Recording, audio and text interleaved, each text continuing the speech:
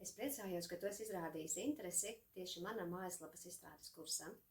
Tad, ko tu šajā kursā iegūsi? Tu iemācīsies saprast, kas ir domēns, kas ir hostings. Tu iemācīsies uzinstalēt WordPress uz hostinga. Es tev parādīšu, kur iegādāties gan domēnu, gan hostingu. Tiesa jāsaka, ka būs nepieciešami nelieli ieguldījumi uzsākot šo projektu, bet ne obligāti.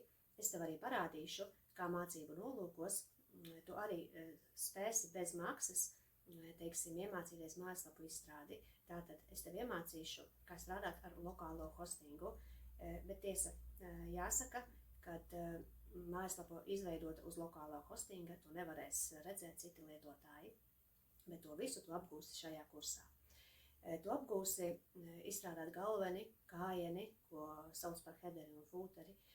Tu apgūsi, teiksim, satura ievadi, tad izveidosi vairākus blokus. Vienā blokā tu ieviedosi fotogrāfiju, otrā tekstu vai samainīsi tos vietām. Tu iemācīsies pievienot WhatsApp pogu, pievienot Google Maps savai mājaslapai, ja tev tas ir nepieciešams.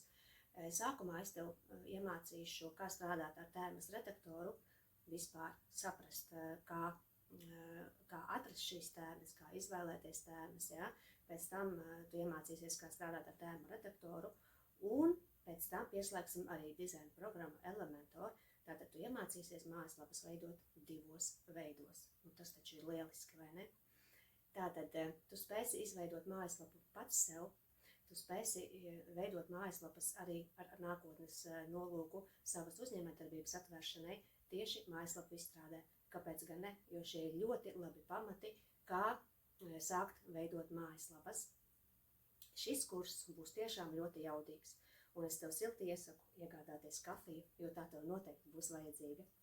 Šo kafiju iegādājos es kafijasbanka.lv. Ar atlaižu kodu VEBS tu iegūsi 15% savai rīta kafijai.